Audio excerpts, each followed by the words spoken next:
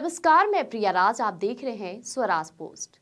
बिहार की राजनीति में तमाम राजनेता पार्टियां हैं जो अपनी अपनी पार्टी की मजबूती पेश करते नजर आ रहे हैं। लेकिन ऐसे में दो चेहरे कुछ ऐसे भी हैं जो राजनीति के साथ साथ एनडीए गठबंधन और महागठबंधन की भी बोलती बंद कराते नजर आ रहे हैं। जहां एनडीए की तरफ से चिराग पासवान है तो कहा जाए प्रशांत किशोर भी हैं। जनसुराज के सूत्रधार हैं। राजनीति में रणनीतिकार के तौर पे उन्होंने कई साल दिए हैं। लेकिन सवाल उठता है कि चिराग पासवान और प्रशांत किशोर के आखिरकार तालमेल इतने कैसे बनने लगे। कई ऐसे मुद्दे हैं जहां चिराग पासवान भी स्टंट लेते नजर आते हैं तो प्रशांत किशोर भी पीछे नजर नहीं आते हैं। लेकिन सवाल उठता है कि बिहार विधानसभा चुनाव से पहले क्या चिराग पासवान प्रशांत किशोर के रास्ते का रोड बनेंगे या फिर प्रशांत किशोर चिराग पासवान के रास्ते का। इन सवालों के बीच 5 ऐसे मुद्दे हैं जहां दोनों के तालमेल काफी कहा जाए तो मतभेदों को दूर करके तालमेल कुछ ऐसे बन रहे जैसे दोनों भाई भाई है। जी हां, पहला मुद्दा अगर हम आपको रखें तो बिहार परेड। जी हां, चिराग पासवान बिहार फर्स्ट, बिहारी फर्स्ट के नारे के साथ राजनीति रोटियां लगातार सेकती नजर आए। लोकसभा चुनाव परिणाम हर किसी ने देखा किस तरह से चिराग पासवान ने पांचों की पांचों सीट जीत हासिल की। लेकिन चिराग पासवान बिहार फर्स्ट और बिहारी फर्स्ट के नारे को बोलना नहीं भूलते हैं। ऐसे में चिराग पासवान बार बार दावा करते हैं कि वो बिहार के लिए कार्य कर रहे हैं। कई बार विदेशी यात्रा भी करते हैं तो उनका यही कहना है कि बिहार में किस तरह से उत्पादन को सही करना है, किस तरह से फूड प्रोसेसिंग डेवलपमेंट करना है। लगातार कृषि के लिए बात करते नजर आते हैं और आप सभी को पता है कि बिहार कृषि प्रधान है। ऐसे में किसानों के बारे में सोचना अगर कोई शुरू कर दे तो वो बिहारियों की जय जयकार में शामिल हो जाता है। ये चिराग पासवान की सोच है। अब बात किया जाए जनसुराज के प्रशांत किशोर के, वो भी बिहार के परेड में काफी ज्यादा अपनी बातें रखते हैं। उनका कहना है कि मेरा मकसद ही बिहार है और बिहार का विकास है। ऐसे में बिहार का विकास तभी तय है जब लोगों का मेरे पर भरोसा रहेगा। वो तमाम पार्टियों की गलतियां लगातार जनता के बीच पेश करते हैं। उनका जो पार्टी का भी नाम है, जब उन्होंने पार्टी का नामांकन करना शुरू किया था उस दौरान ही वो बिहार को ज्वलता और प्रज्वलता की तरफ आगे बढ़ाने की एक अहम मुद्दा ठान बैठे थे। और प्रशांत किशोर और चिराग पासवान के मुद्दे यहाँ काफी मेल खाए। दूसरा मुद्दा उठाया जाए वोट बैंक की। बिहार में वोट बैंक और चुनाव में वोट बैंक के बिना कुछ भी संभव नहीं है। जी हां, आपको बता दें बिहार का सबसे ज्यादा वोट बैंक दोनों राजनेता पार्टी अगर साधने की कोशिश करें तो वो है वो युवा वोट बैंक। जी हां, युवाओं का वोट बैंक उनके लिए अच्छा खासा पकड़ बना रहा है।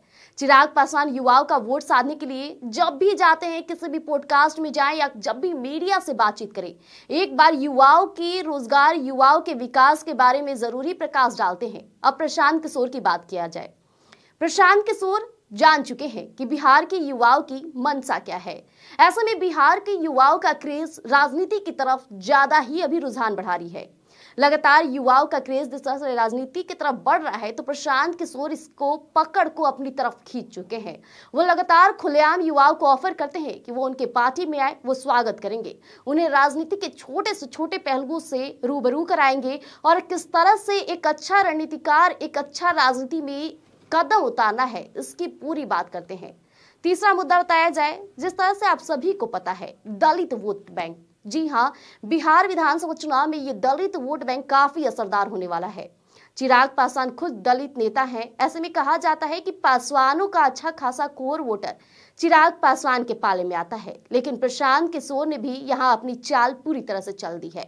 प्रशांत किशोर ने सीधे अपने प्रदेश अध्यक्ष पार्टी के ही दलित को बना दिया है। ऐसे में कहा जा रहा है कि अब प्रशांत किशोर के पास भी दलित वोट अच्छा खासा आ जाएगा। यानी कि यहां तीसरे मोड़ पर देखा गया कि किस तरह से प्रशांत किशोर ने चिराग पासवान को टेंशन दे दी। जहां चिराग पासवान एक अकेले ऐसे नेता थे जो दलितों का वोट बैंक साधने में काफी मजबूत थे, अब प्रशांत किशोर भी खड़े नजर आ रहे हैं। चौथा अगर मुद्दा उठाया जाए तो ये है सीएम फेस। आप सभी को पता है कि अभी बिहार की जनता एक नए चेहरे की तलाश में है। लगातार जब भी हम ग्राउंड रिपोर्ट की बात करें तो वहां से ये बातें उठती है कि अब कोई नया चेहरा आना ही चाहिए।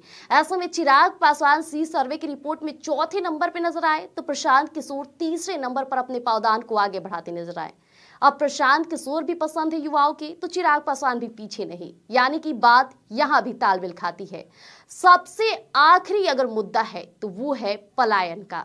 जी हां, चिराग पासवान लगातार कहते नजर आते हैं, जब से उन्होंने अपना डिपार्टमेंट संभाला है तब से कहते नजर आते हैं कि हम बिहार में तमाम ऐसे औद्योगिकरण करेंगे, उद्यमिता को आगे बढ़ाएंगे, जिससे पलायन कहीं ना कहीं अब हमारे बिहार में ठहरा रहे। उनका बार बार जिक्र है कि जो हमारे बिहार के लोग दूसरे राज्यों में जाकर 5,000, 10,000, 8,000 की नौकरियां करते हैं, उन्हें अब कहीं जाने की जरूरत नहीं पड़ेगी।